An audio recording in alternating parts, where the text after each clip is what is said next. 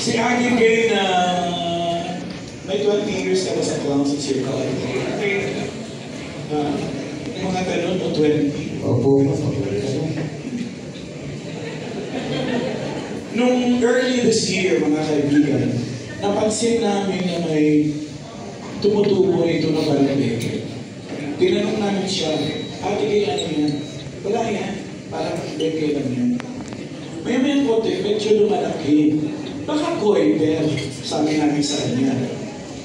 Nung lumaki pa ng lumaki, sabi namin, ipatingnan mo na.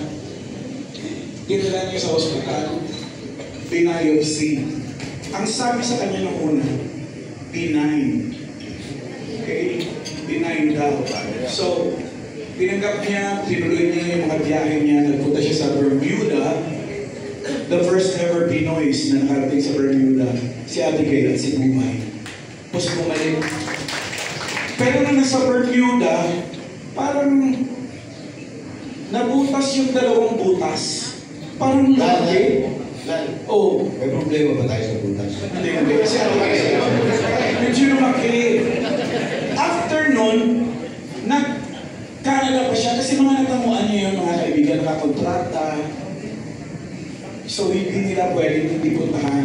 Baka may sakit na siya, ikidemanda pa. Double jeopardy. Pagbalik, ayun na mga kaibigan. Dinala sa Manila Doctors Hospital. Tsaka nalaman na cancer siya.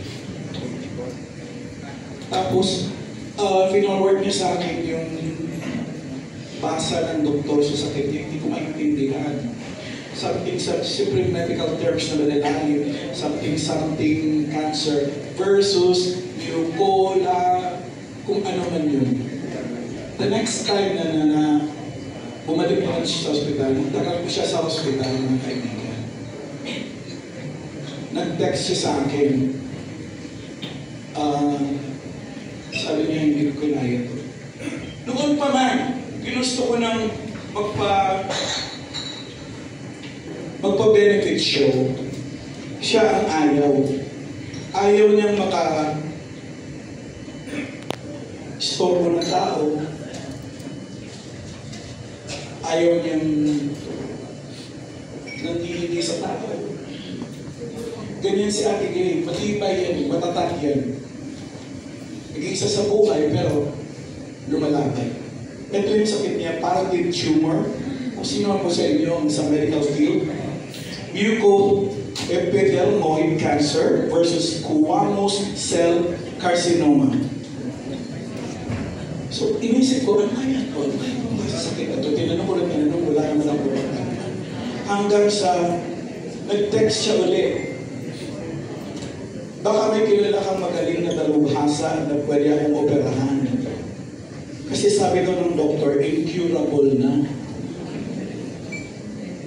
Pero baka may kakilala kang magaling na doktor na dalubhasa na pwede akong operahan. Pa-sponsor naman ako, LK.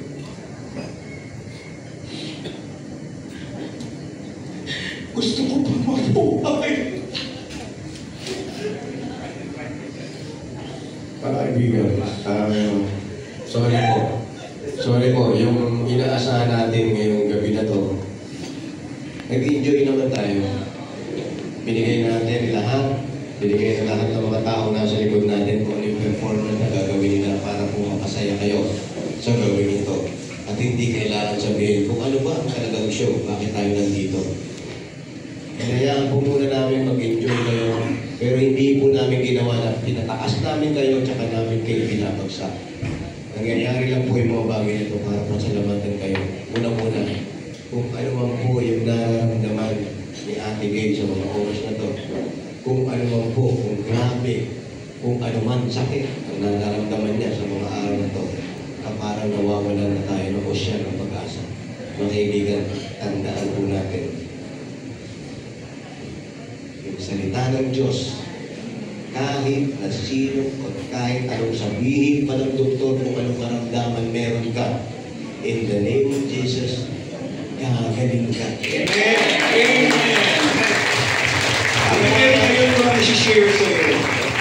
Ang naranasan ko ng COVID na muntik na rin ako. Nung papasok pala ako sa hospital, Muntik na ba?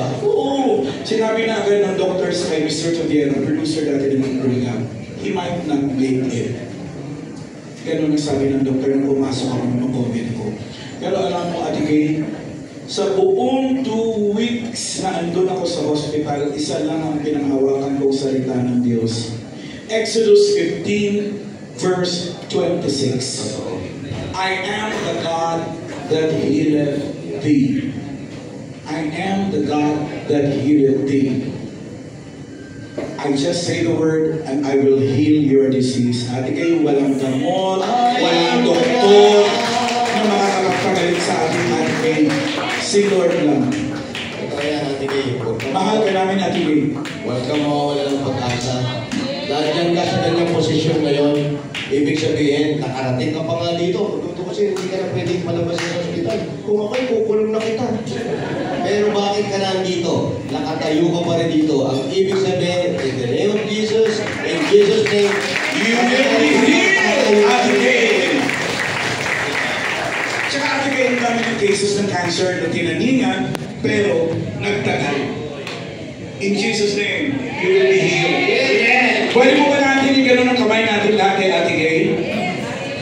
Ate Kay, in the name of Jesus, you will be healed. Sabi niya sa Exodus 15 verse 26, I am the God that healeth thee. Amen.